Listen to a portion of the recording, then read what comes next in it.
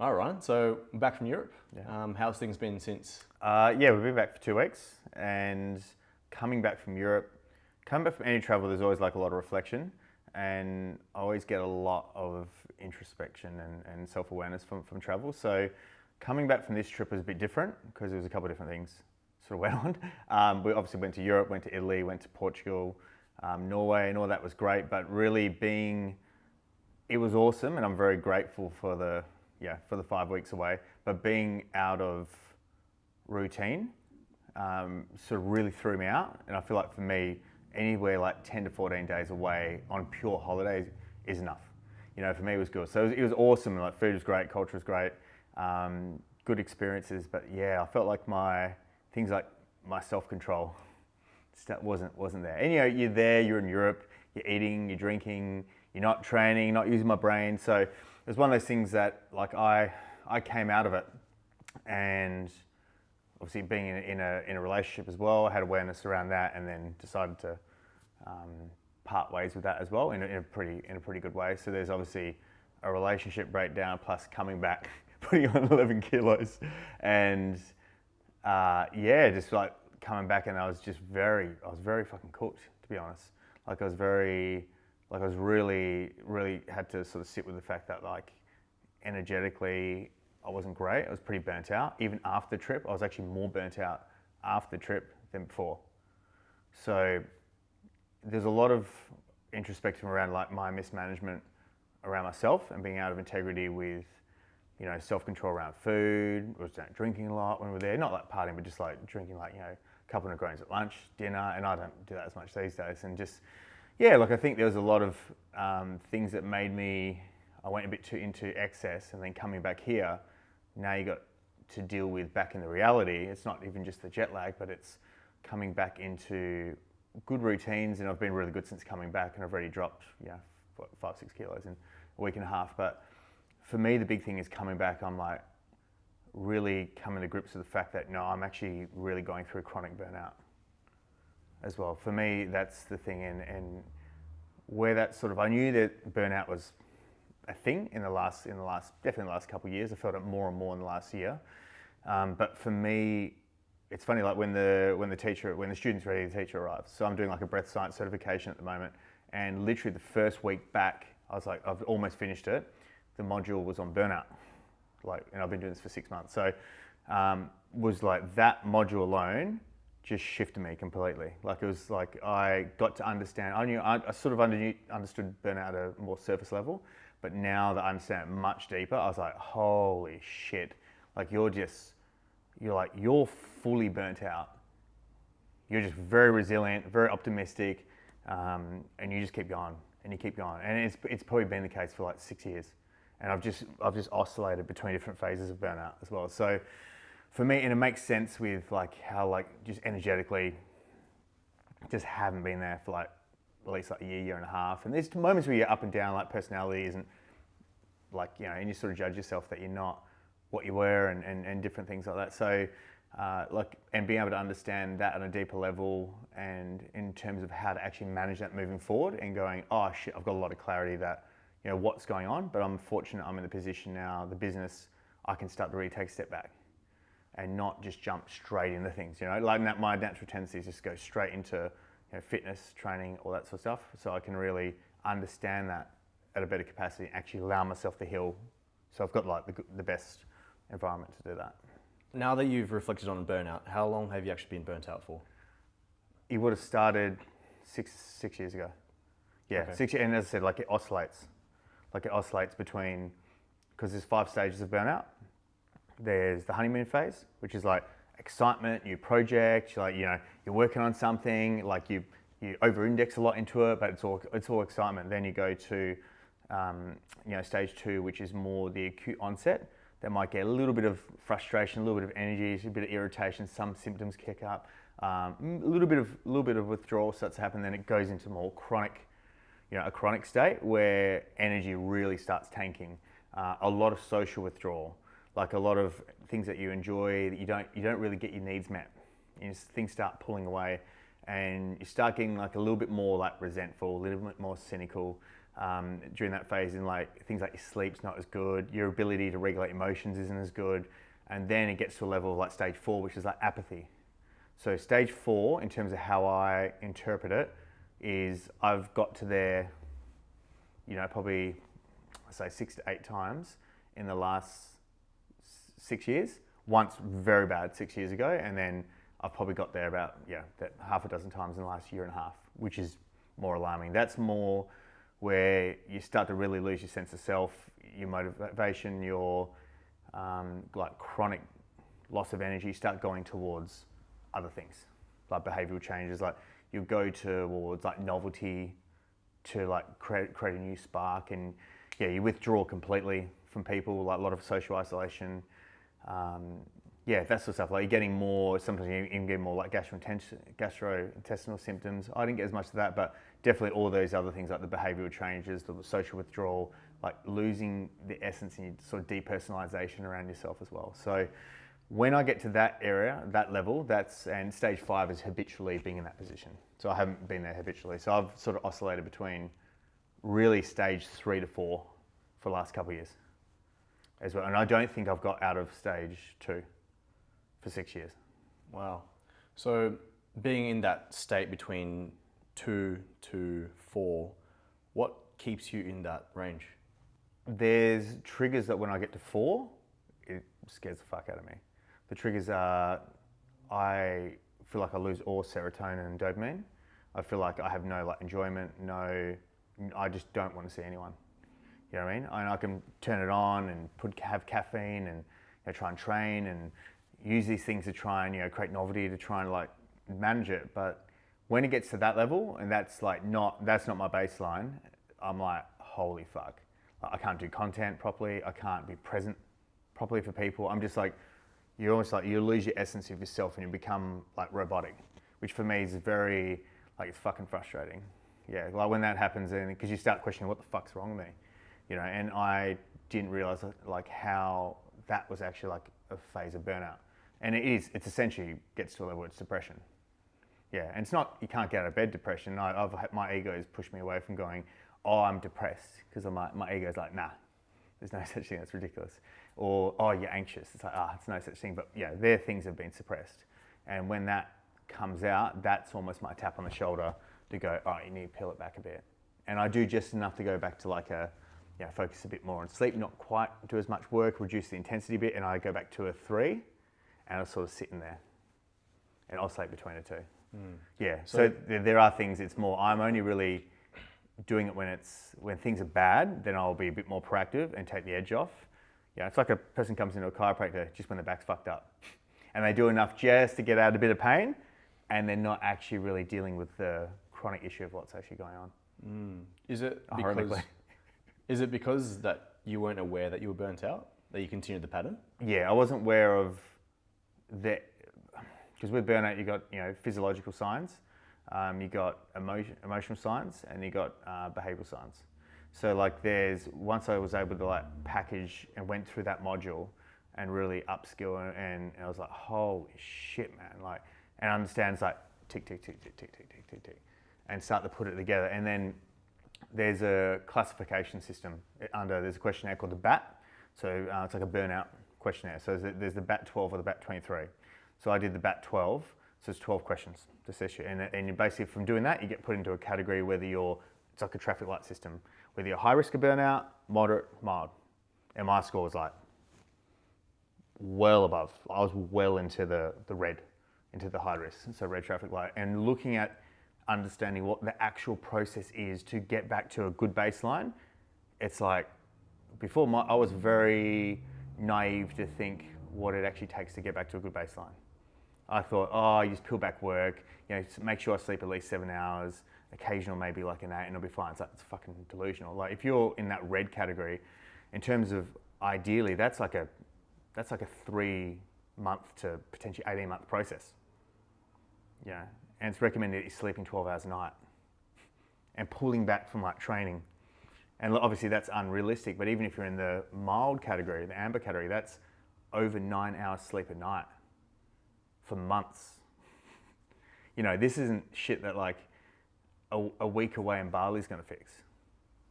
You know what I mean? This is shit that like you actually got to. This is actually something I've got to like, you know, I'm looking at it now and go, I've actually got to treat this. This isn't like you're doing things to take the edge off. And most people just take the edge off, but if it gets to a point where it's that bad, it's like, no, you have to treat it. And actually, this is important. And I'm just fortunate I'm in the position where I'm like not on the tools as much as a chiro, because that was contributing a lot to my burnout. And just being able to understand what things are contributing and have parameters around the best thing moving forward, which I've got to plan. It's crazy. It's a real long time. Yeah, it's like crazy, man. Like it's even if you're moderate level, it's like months. And can you imagine telling someone like, you know, you got to like dial back your training and sleep 9 hours a night, and really manage your like arousal levels and, you know, that sort of stuff as well. Like it's like they'd just be thinking, oh, I'm too busy for that, I can't do it. Like it takes a lot more time and effort than what people think to get back to a good baseline. Was there a part of you that was somewhat addicted to the pain of burnout? I think not so much, I don't think you get addicted. Some people get addicted to the pain. I think I started to work through a lot of my self-punishment shit that, you know, previously I would do things to punish myself. I think a lot of it is more, it's more like an ego and identity as well. Like, and you have this ego identity that you gotta like, you gotta hustle, you gotta grind, you gotta like work hard, you gotta train hard, you gotta upskill, you gotta develop, you gotta sleep, but like the thing is you just keep doing those things over time. And then if you know, not nurturing other elements of yourself, like not sleep's a massive one, but if you're not nurturing like eating as well, you're managing the amount of like arousal that your nervous system's having, which is a thing called like allostatic load as well. That's like the cumulative effect of all the nervous system strain that you have. If you're not managing that, yeah, then it can start kicking off. So I think for me, it was not understanding burnout, but also still a bit of an attachment to that performance mask and thinking I'm actually more required in my business than what I actually am. And where are you at now with that identity? Oh, look, it's a thing that shifts over time. It doesn't like you don't just change from I'm this to this. It's like, yeah, it's not a binary thing. It's always like it's a process to go from here to here. Like my healing journey started 3.5 years ago, you know, and you don't go from fucked up to healed. Like, yeah, that's a long process. Even with my identity, it's just slowly starting to shift from being this, I need to hustle, I need to grind, I need to be doing everything, I need to be all everything. But I've built a good team now, and they've really started to work really well, sometimes arguably even better without me. So like, that's a big part of what causes a lot of burnout, but also it's just, I naturally, you know, I'm ADHD, I'm an entrepreneur, I'm always fucking thinking the next thing, I'm always like, you know, I'm very growth mindset, so I'm always like consuming stuff, I'm doing like, you know, so I'm doing a certification at the moment, I've been doing that for 6 months in breath science, like I'm always like doing, and then if that started to peel back, my natural tendency would be go, if someone went, okay, you're only going to work 20, 25 hours a week, I'd be like, you know, what next? Let's fucking, especially if you come back from a trip, my natural tendency would be, if I'm deconditioned, unfit, fat, I'd be like, I've got to sort this shit out. Let's fucking go all in for training. And that's okay if your window of tolerance of how your nervous system is, if it's very resilient, you can go fucking ham. But when you're burnt out, your window of tolerance, that's basically, and things like your HRV, that's like how adaptable and how your body, how resilient you are and how your nervous system is to stress. If that's fucked, if you're burnt out, that's going to be fucked. Like, you're not meant to put the gas pedal down when you're burnt out. You know, you've got to wait until things are adequately recovered to that level that you can put the gas pedal down. Otherwise, you just totally fuck yourself up and then be reliant on things, you know, like caffeine. I was stupidly reliant on caffeine. If I didn't have caffeine, it'd be diabolical. Reliant on food. Obviously, I looked at myself and reflected and go, you haven't looked healthy or been in shape for 3 years. I'm like, you're a fucking health professional and you've always been known for health and fitness. I've always been fit. You've always been healthy. And then it's like my energy, then, you know, I'm upskilling massively in these other areas, my self-awareness, like as a business operator, running a team, all that sort of stuff's going through the roof. But how to coach people, but like, and it's like the basis of what I do is like health. And I've let that go. Like my blood pressure's over the last year and a half has gone up a lot. My HRV's dropped a lot. Energy's definitely down, more reliant on things to try and get me through. And I can just, even in fitness, I just don't recover. My performance in jiu-jitsu, I'm just like, holy shit, man. Like even dropping weight, it's like, fuck, this is so much harder than what it used to be. You know what I mean? And you can't, I had to really just after this trip, have a look at myself and go, that way, that mindset that you're doing things, that's not serving you. You keep doing that, it's going to fuck you up. Like it is fucking you up. And if you keep in that whole hero, ego, work hard, train hard, play hard, all that sort of shit, man, it's fucking bullshit. Like there's a couple of outliers that can pull that shit off, but even then, there's a bill that you got to pay, man, and everyone's going to have to pay the bill eventually. And for me, the last 5-6 years, but definitely the last 2 years, I've really felt like I've had to pay the bill. So now that you've built a team and you're leading this team in the ways that you've learnt, now that you are burnt out, how do you lead that team? Good question. Even before this trip, before I probably had this realization of to what level I was burnt out, I have priorities, and the way I run my team is that's my top priority. And it was above my health. It's above anything else. Like how at Gorilla, I showed up for the team, and obviously affects if your energy's not good, you're not going to show up at the same level. But I would always make sure, no matter what, that was the top priority. That I showed up for the team, and that I was doing what I needed to do. I prepped the team. I supported all the people that need support. So I would still show up, but I know in terms of as an inspirational, energetic leader and as a CEO and founder, you cast the vision, you inspire everyone. If you're flat and you're fucked, it's hard to inspire everyone. You can still do the job pretty well, but you're just not going to hit the same level. So now, are you prioritizing your own health over managing the team? Are you saying that? Yeah, so look, I'm still, I can't just go 12 hours sleep a night, no training, piss off for 3 months and go on holiday and just completely reset my whole baseline and get everything back and then kick off again. So for me, it's about health is going to be a priority. Definitely my non-negotiables at the moment is going to be minimum 8 hours a night. And I'm trying to get I've only been doing this the last week and a bit, but had an 11-hour sleep, had 10 hours sleep. Sleep is a non-negotiable. Cutting alcohol completely is a non-negotiable, and that's for the indefinitely. That's not even I'm just cutting it and dipping that's indefinitely. That's a whole nother conversation. And then even eating correctly. They're my non-negotiables at the moment, and just having boundaries around how much work I'm doing. So I know what I need to do in terms of for the team. I still need to show up for the team, but it's just knowing that my team's actually really good at the moment, and they can operate pretty well without, I'll have to just do what I need to do, but I can cut back my load big time. And how does that make you feel now that you can actually take a step away from being on the tools so much? It's challenging, but it's good. It's one of those things. It's also fresh. It's only happened the last week and a half. So I know it's what I need to do, and I know it's going to allow the team to grow. And it's one of those things. It's what you build. You build things to be at that level that they can start to run without you, which is amazing. That's the goal, and it's starting to get. Obviously, it's still always going to need me, but it's definitely starting to get there.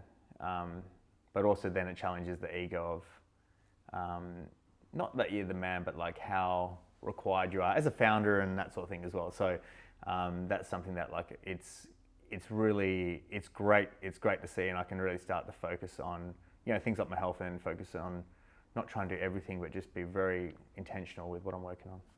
Speaking of your trip and still leading the team, what was the team like while you were away? They actually did really well. Yeah, so we had another new chiro started with us. So we've got 6 doctors in the business at the moment. Obviously, we're looking to expand. We've grown quite a bit this last 12 to 18 months. Look, they ran well. The team ran well. Had my job is to build a leadership underneath me, and we're starting to do that and build the systems and procedures and empower the right people, and empower everyone, but empower the right people to then start to take load off me. The business actually ran very smoothly when I was gone, which was cool. So I've spent 2 weeks I was away in Singapore, then came back for 3 weeks and I was away for 5 weeks. So for me, spending 5 weeks, 6 weeks out of 8 weeks away, and then things almost from my operations manager, she goes, shit actually worked better when you weren't here.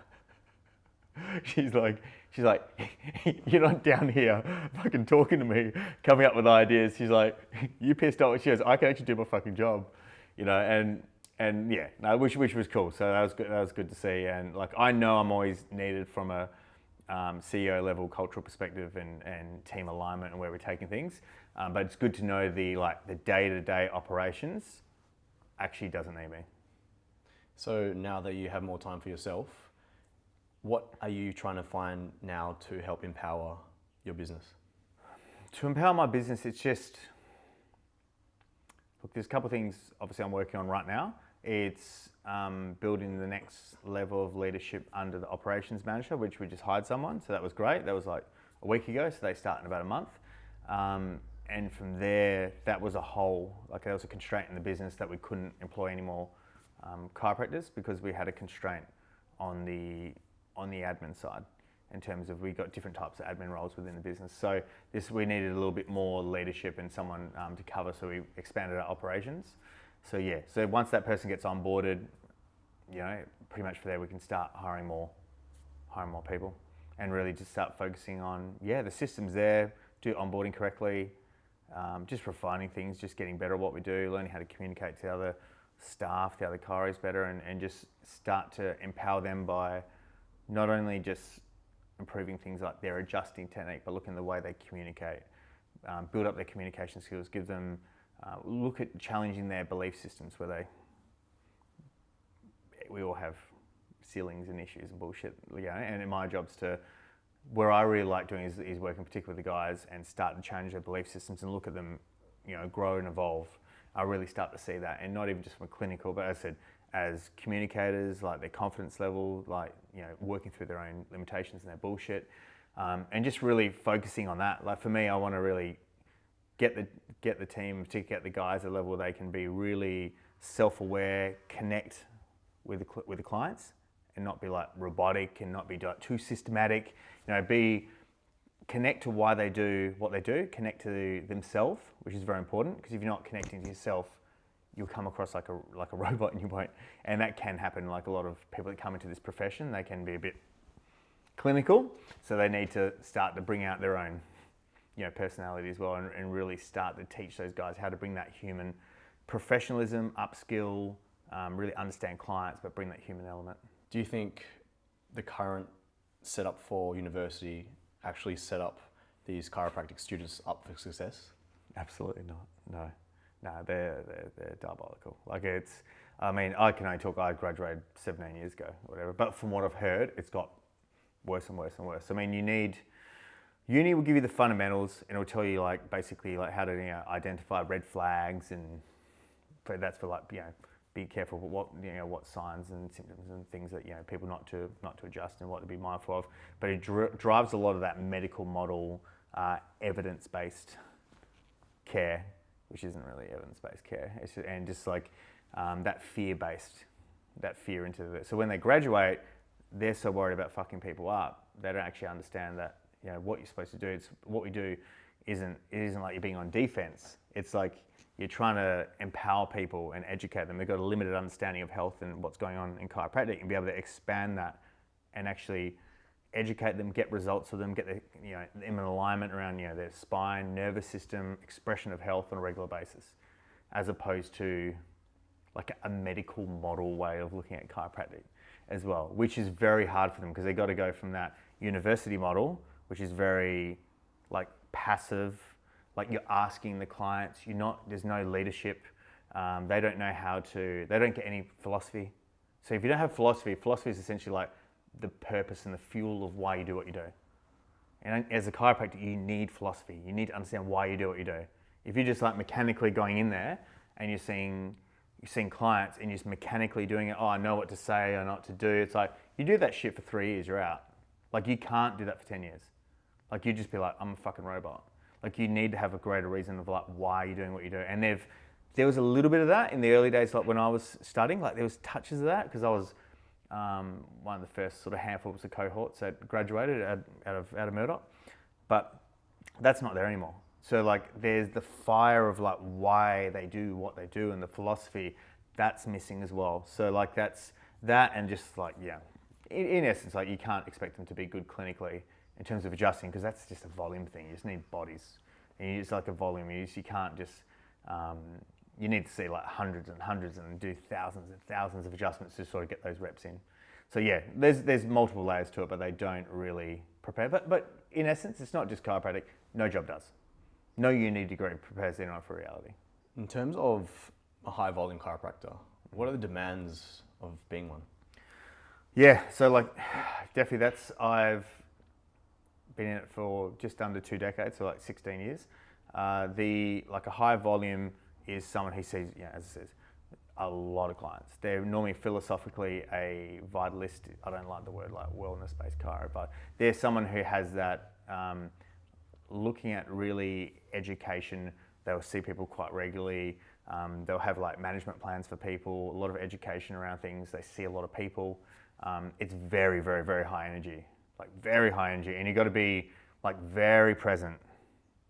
And like the hard part about being a chiropractor, but in general, whether you're high, low, medium volume, but particularly high volume, is you're always on. You're always performing. You got a shit day, who gives a fuck? You got to show up.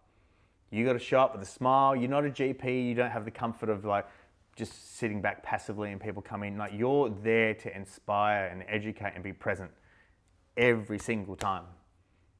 Like someone could come to you 50 times, and after 51st time or the 8th time, if you bring shit from outside of work in and you don't show up, or you're running late and you can't be present, you're thinking about something else, and then something happens where you don't quite deliver on service, they'll be like, I'm out. Or you might hurt someone, or so you have to be, for me, the hardest part is about, you have to be present with every single person and engage with every single person whilst maintaining flow, not getting distracted, because obviously seeing a lot of people, you don't want to run behind, out of respect, obviously, for the people waiting after. For me, it's the energy and the cognitive demand. And I felt, for me, that kicked in more after a decade. Like my first decade is no issue. In terms of physical body, no issue. That most people think, if you saw the amount of clients I have, and a lot of chiros, they do, their body be pretty fucked. Like wrists, shoulders, elbows, that sort of stuff. Like a lot of them will, but I've adapted my techniques to sort of be more durable in terms of my physical body.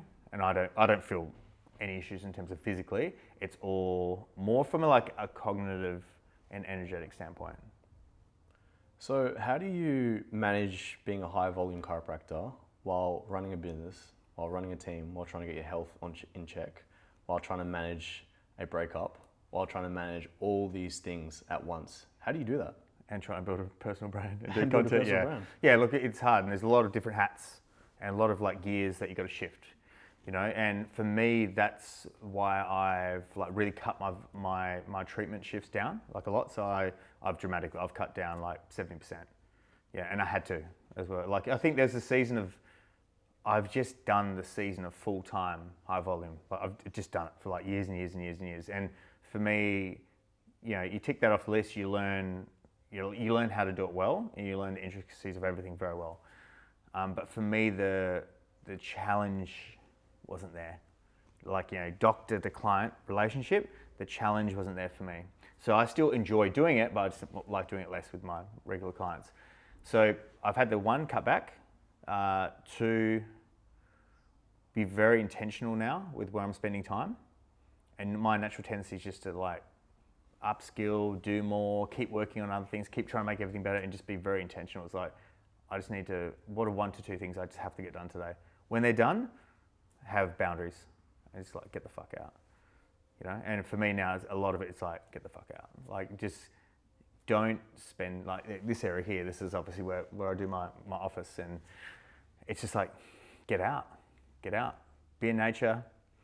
Don't try and overdo it. Obviously I'm trying to get work towards my black belt as well in jiu-jitsu, and have some self-compassion around, you can't do it all at once, but like this process is just about being very intentional with my hours I'm spending here, intentional with my hours with my clients, and just managing things like my sleep, get out in nature, make sure I see mates, connect with people, don't isolate, because that can be a bit of a tendency as well, and just have some non-negotiables.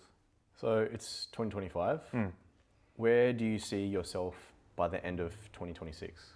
End of 26, a couple of things I'd like to hit by then.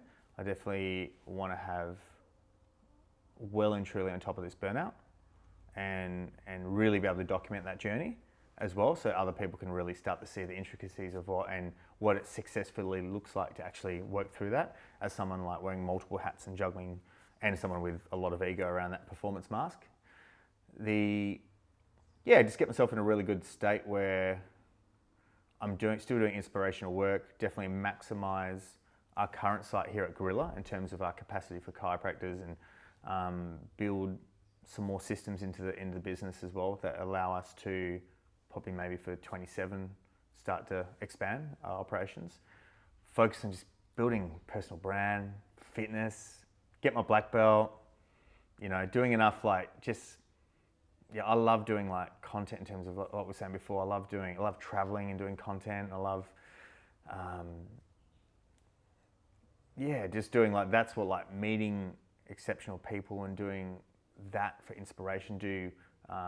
Joining other coaching programs that really push me and put me out of my comfort zone. And I'd like to, whilst doing that, start, the next couple of rounds of just doing some coaching with entrepreneurs as well, and helping them around building self-awareness, and go through a lot of these protocols I'm going through to help them with things like burnout, and helping them overcome sabotage and help overcome all that shit that you got to deal with, as a ambitious entrepreneur.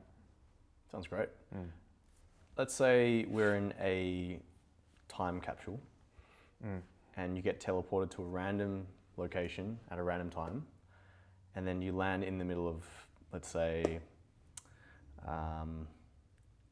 Estonia, and then you come across this person, and they look at you and say, "Who are you?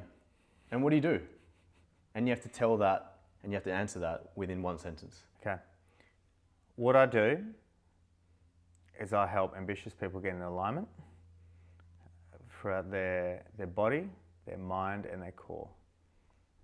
And we do that through developing self-awareness and having success strategies and tools.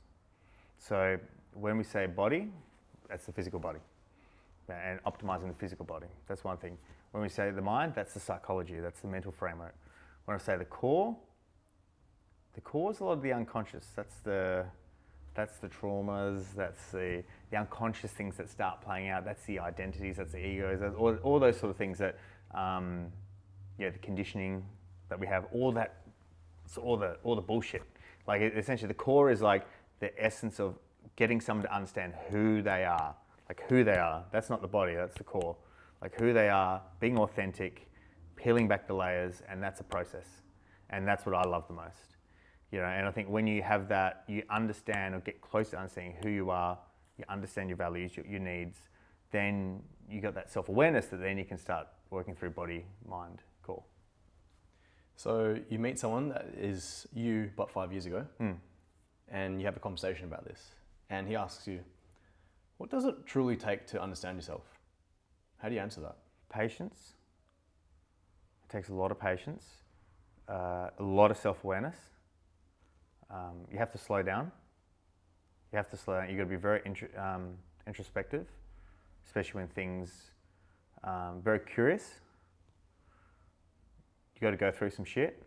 Most people go through some shit, and to really understand yourself, you need help as well. It's a very hard process to go through just solo. There's elements of it that's solo. I mean, you might need to see a professional, see someone who can actually understands things, or you might have people, family, friends they're further in the journey that they can use, that they trust, that don't have, that they can be non-judgmental, but still provide, valuable feedback. Sounds good. Now that you're slowly peeling back from work with that identity and ego of, hustler, grind. What is that new identity look like for you? It's very expansive. It's very energetic. It's very inspiration. It's looking to grow, but from a very intentional, connected, loving space, passionate space. Not looking to grow from a just volume and willpower. You need that in the back pocket because as you get to, I know I'll need that in my back pocket for when I need it, but I don't want that to be my baseline fuel source. So going from there's what I call is light and dark motivation. Dark motivation, you need them both. Dark motivation, that's the fuck you energy. That's the I'll show you, motherfucker. That's the pain that drives purpose. That's the I'm not enough. I need to be more. I need to be more. This lack of self-worth and that sort of stuff. And that's good to get the fire going, but you don't want that to be your fuel for decades. The light energy is the alignment, the purpose, the love, the connection, and we need them both. But I think that transitioning from that darker, because I'll say a lot of time that hustle, that's pain. That's pain, and transitioning into, but it's so essential because you develop so much from that.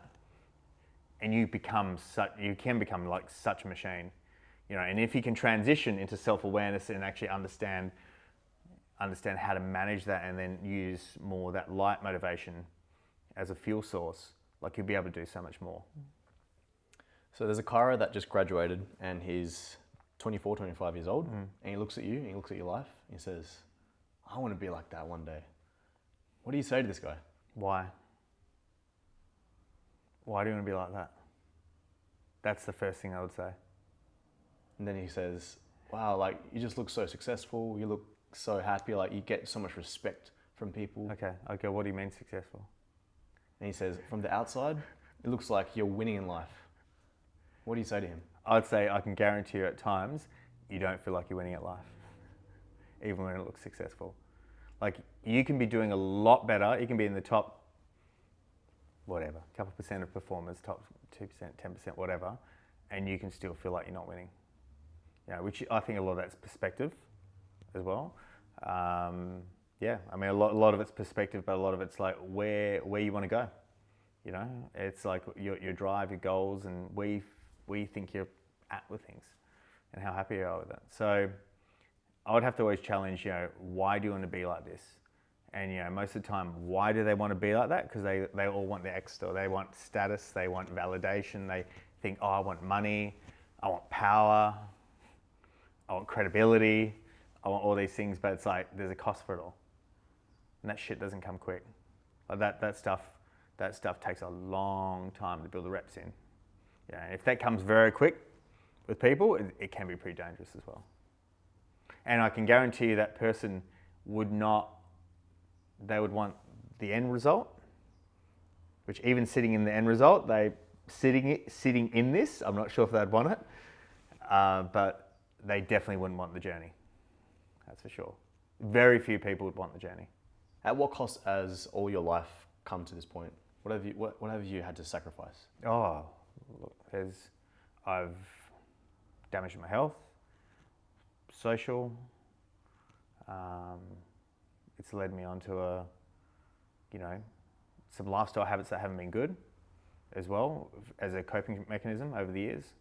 It's a lot of through the lack of self-awareness, a lot of financial mistakes as well, like along that journey, like from years ago, like wanting to be seen and be big time and be grandiose and novelty and all this shit, coming from a position of insecurity, and then that ended up being the foundation of where I went bankrupt, 7 or 8 years ago, which set the foundation for what was to become the blueprint for and the foundation for burnout and that mismanagement, that process. But yeah, look, I think there's pain in every aspect. I've had to miss out on a lot of things. I've mismanaged myself. I've mismanaged money. I've mismanaged teams. I've had to make a lot of mistakes. I've had to fuck up a lot, to even get to this point. And the hard thing is, there's collateral damage in that process. It hasn't been, I just make a couple errors and I learn. So no, there's actually collateral damage. with it as well. And there's some relationships that aren't, and reputational stuff that like I got to sit with as well, which is secondary to, how I've acted in those years. So that's like, not everyone's going to go down that path, but that was a reality. That's what happened. So. And how do you now manage yourself understanding and feeling that on a deep level? I'd say, like I heard Peter Crone say, people want to feel better, but what they got to do is get better at feeling. So, as corny as it is, and as hard as this is to explain to someone who has like a high ego, hustler, performance mask, which I was that for years and years and years, and just slowly, I didn't take it off. I was just slowly trying to take it off. So, explaining that to someone that the more intelligent and cognitive someone is, they'll use that often as a mask. You have to. Your body, your core, and your mind aren't separate. They're linked. You can't just use mind and disconnect from your body. You can't do that. You can't. So, and there's a lot of ego around intelligent people, especially people who've done really well, because they've got rewarded for it. And they'll think things like, get in touch with your emotions or process it. They can think it's bullshit because they don't actually understand how important it is to integrate body and mind, and actually then go through that process of learning to feel. Because learning to feel is one of the most terrifying things a high performer who's been avoiding it for a long time will go through. Because what do they do? As soon as they start feeling those feelings that aren't what they want to feel, what do? They'll kick off back into work, they'll kick off to training, they'll distract themselves with something, they might have a vice that they go to. Whatever it is, they will do anything they can, whether it's a positive or negative, to avoid that feeling. But that's what they've actually got to sit in, and that's what they've got to process.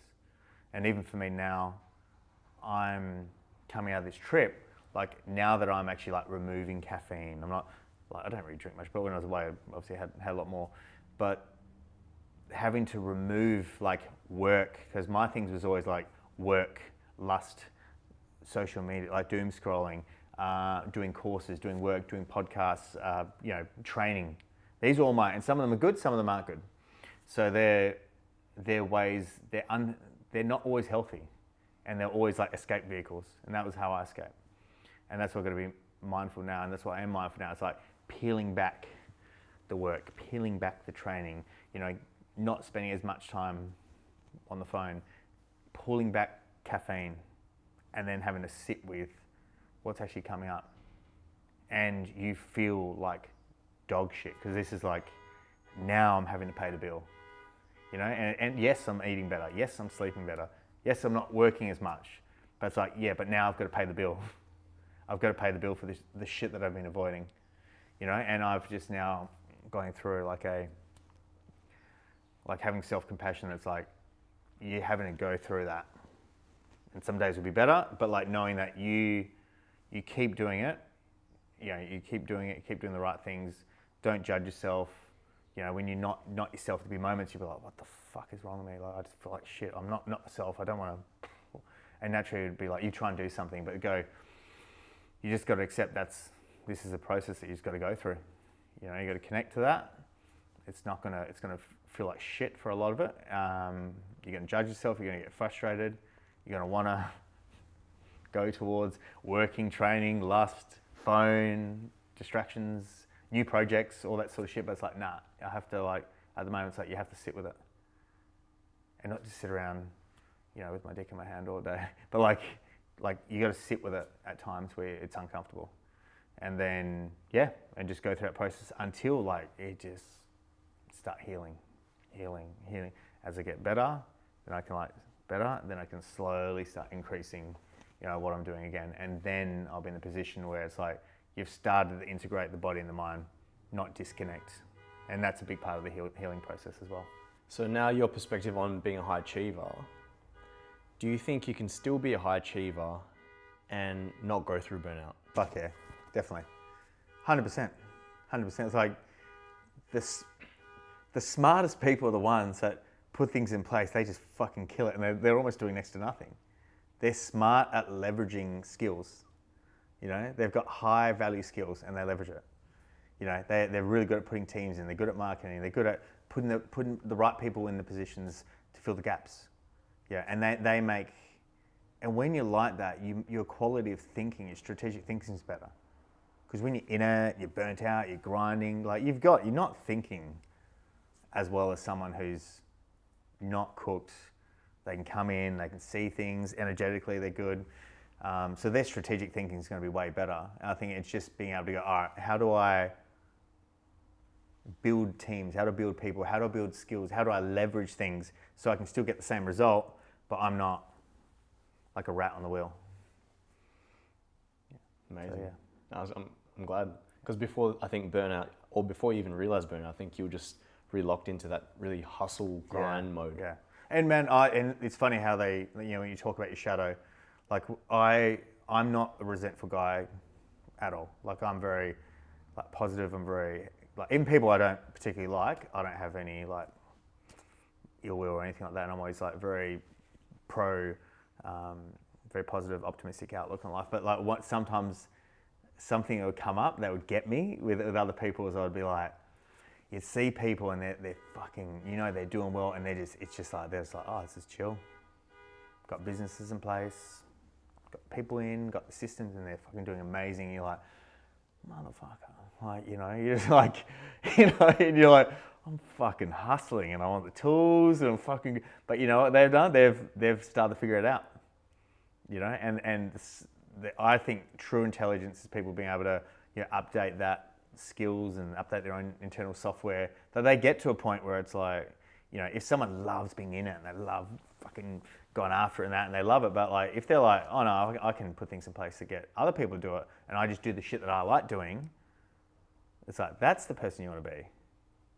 Yeah, but it's all about self-awareness. For sure. And I think doing this breathwork certification has taught you a lot, right? So what do you think are the top 3 things that you've learned from this certification? Okay, so probably the top 3 things is understanding allostatic load.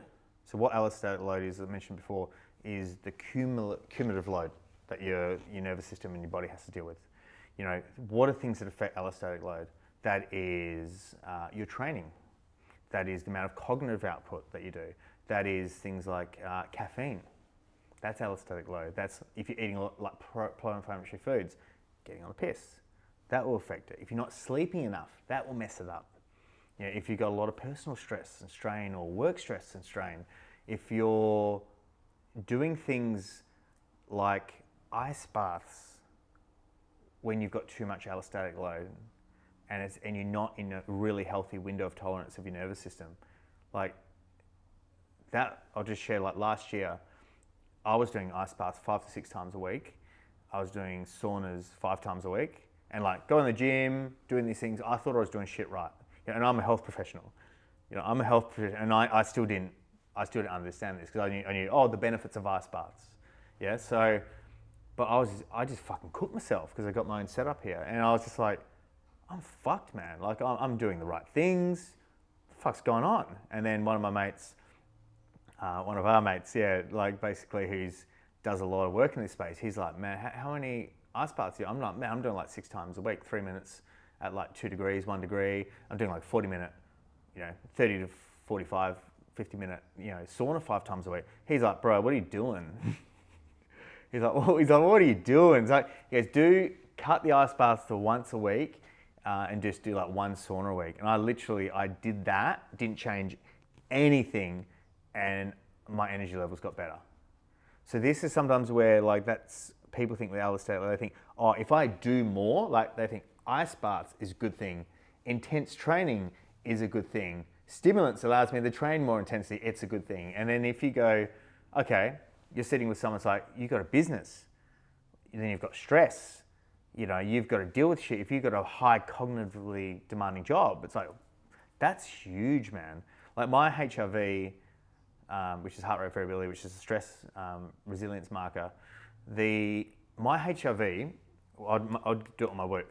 So when I do a full day of like high volume chiro, my HRV would crash and my recovery on the Whoop would fucking crash more than if I did a jiu-jitsu session, went for a run, went to the gym, and did about 6 to 8 hours casual work downstairs here, not dealing with clients.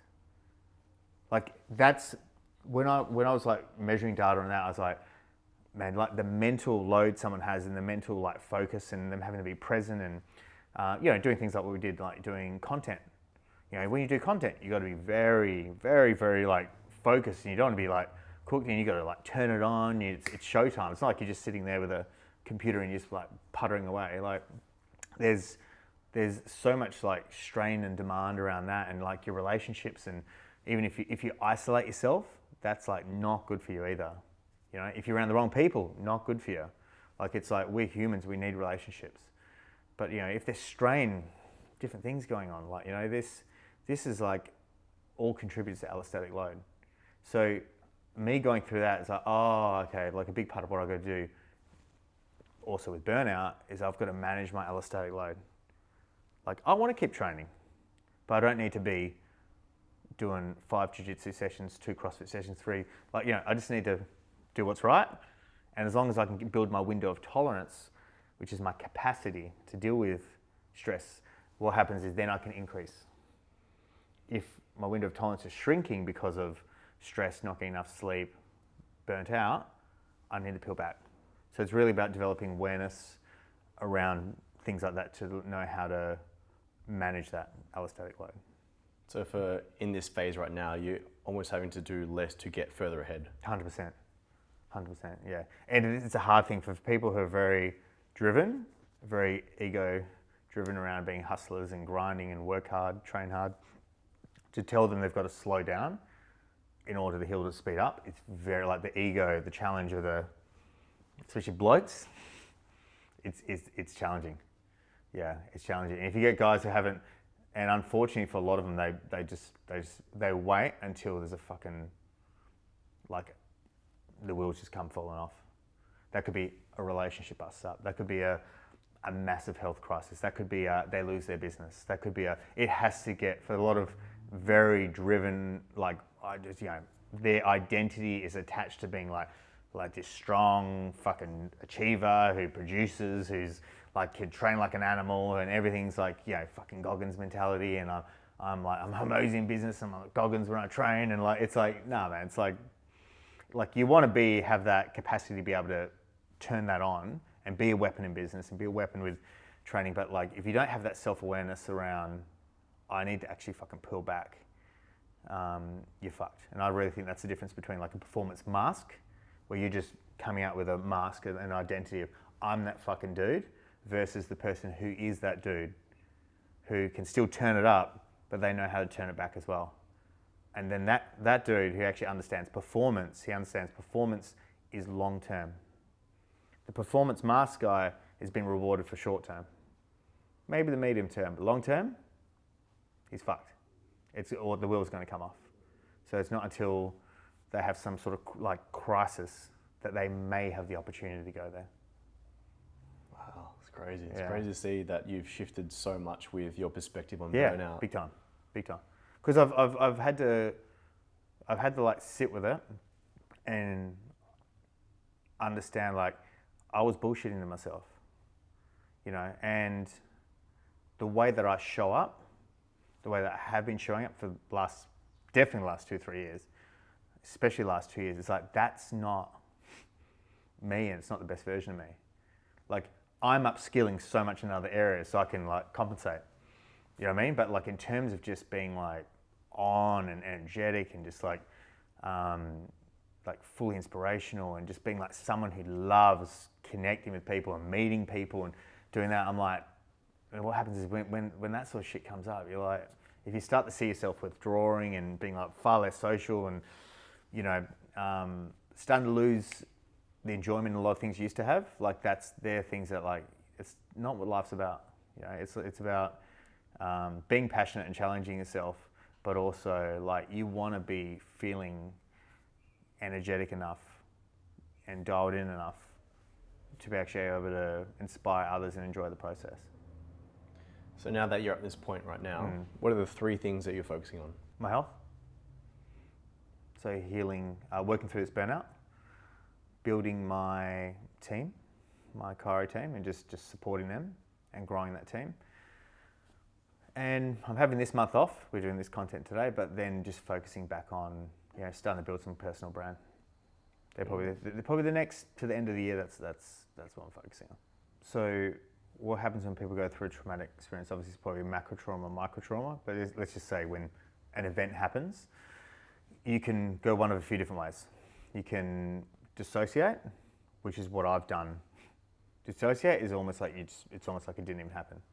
And I've done that. I've had a couple of very, probably a handful of pretty big things that have happened in my life.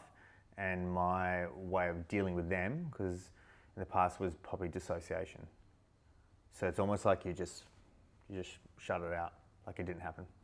It didn't happen, then you just move on. Or, which isn't a healthy way of dealing with it, because we're sharp down the track, which you definitely did in my life. Or someone might just avoid things.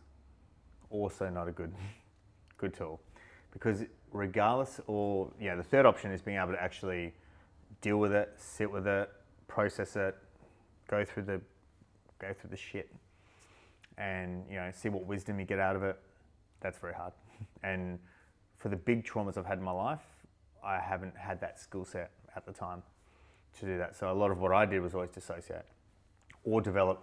Subsequently, what happened would be developing unproductive habits that didn't serve me.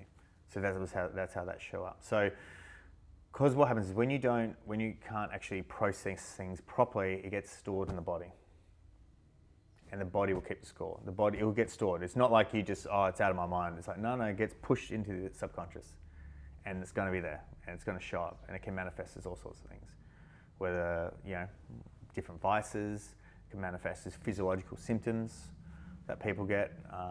It can manifest in different ways, and it's something that you have to actually process, or you will pay the bill for it. So that contributes to burnout as well, and that's something that, for me, like me going bankrupt was, for me, that was like a point where then I went into like crazy level social withdrawal and isolation, and then went into hyper work mode and just trained and just had a one-man operation, did everything on my own. Like I was like, I've got to rebuild my life. That's where that started to kick off as well. So like trauma definitely does play a role. And how has your addictive personality shown up as well? Oh, all the time, man. Like I'm all or nothing, addictive personality, entrepreneur, ADHD. Like a lot of entrepreneurs are addictive personality, all or nothing, novelty seeking, dopamine fucking junkies. And that has served me and it's fucked me, and I'm not, I think, really moving forward, there's a superpower in it. There's a superpower in it. I can do multiple different things. I can like really lock into what I'm actually interested in. But also like it's the addictive personality, ADHD, that loves dopamine, and you can get dopamine from very unproductive ways as well, and that can make you more susceptible to, developing bad habits, like being on the phone more, drinking alcohol, seeking lust more, caffeine, just like needing stimulation, needing to be like, just I want to feel fucking on, And when you like that addictive personality, where you don't want to feel, you just want to feel good, or just feel fucking on, or feel like everything has to be like positive and energetic and on, or you know what I mean? They're like you're not willing to go through the full case of emotions that you have to go through as a human, and that can be the challenge of people who are like that.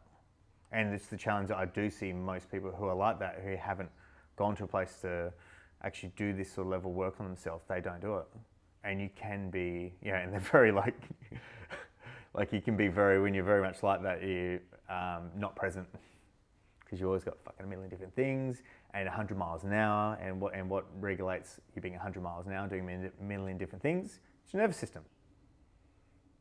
And someone who's very chilled and a bit methodical and laid back, or creatives or people like that, their nervous system's generally probably going to be more regulated, intact than someone who's a addictive personality type or ADHD. The ADHD addictive person, they've probably got a higher ability to just fucking work and send it, and they can tap into that force for drive. But the thing is, as I said, there's a real neurological cost, and it has a big effect on your allostatic load, and most people who wire it like that, they have a resistance for slowing down. That's the issue. You mentioned cutting alcohol. Why is that? I've definitely had a lot of problems with it in the past. I'd say 98% of my, 95 to 98% of the stupid shit I've ever done in my life has been a secondary effect of that. It is a gateway of me not processing things, a massive escape, but then it's a gateway, opens up the floor for, like, you know, the shadow to come out, and when that hasn't been dealt with, or you're not in a good place, that can be very unhealthy as well. And that's something that used to be, you know, I used to go out and drink all the time and drugs all the time and mix and match and just take different things and party, and, you know, it's all about lust and attention and validation and all that sort of shit. And that's amazing fun when you're in it. It's not like, but the thing is, if you're in that for too long, and then my nature was obviously, because I was internalizing so much pain, I would just fucking go to a place where, you know, it wasn't like that's like a healthy level of drunk, but you know what I mean? It's like there was an excessive amount of drinking and using drugs and all that sort of stuff, not on a day-to-day basis, but more escapism on the weekend. And then I just know the direction I'm going and what I'm trying to build personally and personal brand, like that's just gonna, like already there's a lot of collateral damage with how I've conducted myself, you know, over like that 15-year period of, like, you know, early 20s to mid 30s. Like, and a lot of it, like, you know, you just have to, and you punish yourself because you haven't showed up. You know, your mates love it because, like, you're a character, you have memories, you have fun, you fuck around, you're a dickhead, and you have great times. And I love, like, I do still enjoy a drink, but like in the end I'm like, well, it's not actually serving me and what I want to do, you know. And you can't, and it does, even though I've got a way better relationship now the last 3 years, the thing is, I say it's better, but still I have moments where, you know, it might be twice a year. Yeah, and you only need to have one moment that you go too far and you mix it with other stuff, and then before you realize it, something very bad happens, and then you go deal with that. And like now I'm at that point where I'm just like, it actually hasn't. It's just the cost benefit, like having a bit of fun, or even just having like a few drinks here and there. I'm like, no, man, I want to really investigate having, like, at least, like, just stopping it indefinitely. And for someone like me who's very addictive personality, high dopamine seeker, you know, and then if you throw in like some of my darker energy, if it's mismanaged and things like that, it can start bringing up all sorts of shit. And that's, for me, it's like, I don't even want to open the door on that sort of stuff anymore, because I've already been there, I've done that, you know what I mean? And it's just, it doesn't serve me. And it'd just be interesting to see, like, where I can get to without even like having one drink, you know, because you just see how it goes. Because like I just hit that point where I've just, after that trip, just drew a line in the sand. I went, you know what, it's making me a fucking shitter version of a person. And I won't definitely not going to shame anyone else who drinks, has a good time, parties and whatever. Like, yeah, it's fucking, it's fun, but does it put me in the direction I want it? No. So I'm not saying I'll never have a drink ever again. I'm just really going to see indefinitely for at least 6 months what it's like. And throughout all those crazy party times where we were drinking a lot, how did the company that you kept help or hurt you? When I was peak, it definitely, look, I take full responsibility. I was probably like one of the leaders of all the mischief, to be fair. Like, and I definitely got more fucked up than everyone else did, because I could handle a lot more. But then I would go into more like that. That was my nature. That was my nature for like over a decade. But you hang around people who everything's about that. You know, partying, good times, they're fun. They're good guys. Like, they're good guys. But it's like once you remove that, what does it look like?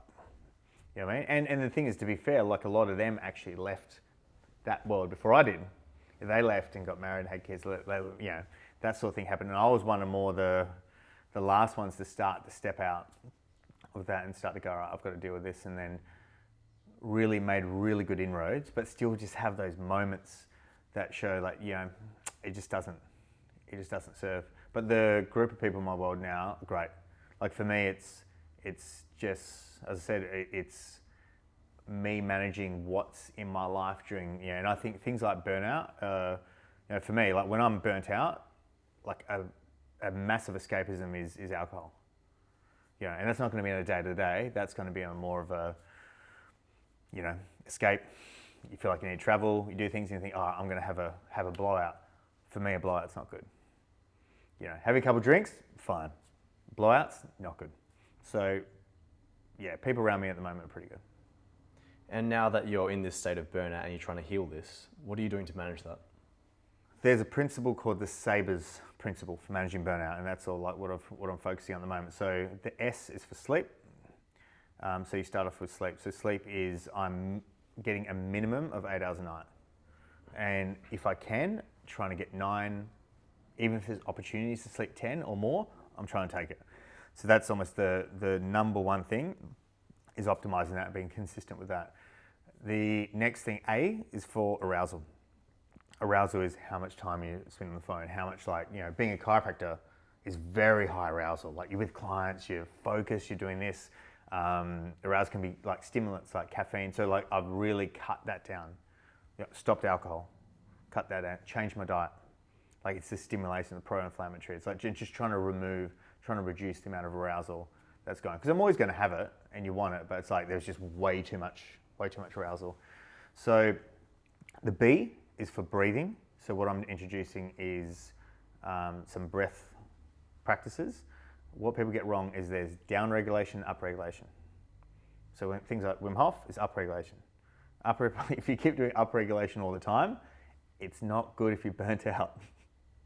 A lot of time burnout, people got to start down regulating. You got to, like flow breathing, a lot of nasal breathing. Not like when we breathe in our mouth, it activates the sympathetic nervous system. That's the fight or flight. That's why so many mouth breathers, they have so many issues. And even when they're sleeping, if they're mouth breathing when they're sleeping, then it's like their sympathetic nervous system goes in overdrive, which further fucks up their allostatic load, which further makes their burnout worse. So it's about focusing on nasal breathing, having a practice. I'm doing, there's 2 things you can do. I'm doing like flow nasal, just nasal in. So it's like 3 seconds breathing in and then 6 seconds breathing out, and just rolling that out for 10 minutes, twice a day. So getting a practice around that, I'll probably look to build that up to 20. Sounds a lot, but like when you're traffic light red level burnt out, that's what you got to do. If it's a priority, that's what I got to do. So that's what I'm doing there. The SABRES, the E and the R is effort and rest. So that's like the Eutradian cycle. So Eutradian cycle is basically where our energy system goes like up for 90 minutes, and then it's like 90 minutes of work, 20 minutes of rest. And that can be from training, that can be from work, and it's like having different blocks. So for me, it's going to be, even though they recommend with someone who's chronically high level burnout to have a 30-70, so like work to rest ratio, I'll probably be doing like a 50-50, which is more for mild, just in terms of realistically working through it. And the final thing is S, which is self-esteem. That's your belief system. That's your ego. That's your identity. That's your self-talk. That's all that sort of stuff. So that's a big part of what needs to be addressed. And I've already started working through that. But that's the, as I said, like when I feel like shit, that's the compassion. Not the fuck, I feel like something's off for me. I feel fucking dog shit. I'm not feeling like myself. I don't want to be out there and talk to people. It's like, it's part of the process. You got to just sit with it. It's not going to be like, oh, this is just amazing and enlightening and expansive and it's energetic. It's like, nah, it's fucked. At the beginning, it's fucked because you got to go through it, and it's going to be shit for a while because you got to pay the bill for all the times that you avoid paying the bills. So, yeah, that's my process for the next at least couple months, and then I'm going to reassess. Like really trying to cut back workload and just be very mindful for particularly next 6 to 8 weeks for that, and then I'm going to reassess where I'm at. If things feel better, just slowly start introducing probably more like physical training. Yeah, because I really want to start stepping up like my jiu-jitsu again, and the same thing, my ego's like, I'm so close to getting my black belt, is going, oh, you just got to get back into like, especially you got more time, you can train jiu-jitsu more. It's like, yeah, but that's going to fuck me if I do that too much. So that's actually not going to be good. And have the ego to go, even though I might be able to get my black belt, because we do grading twice a year, go, oh, I wanted to get at the end of this year. It's like, that's the ego and the belief system to go, it's okay if it takes you an extra 6 months. Because there's more important things than getting a black belt. You know, getting your health right, getting everything right is more important than getting a black belt 6 months early. If a black belt takes a couple of years longer, it takes a couple of years longer. But that's also the goal-orientated ego and working for that sort of process.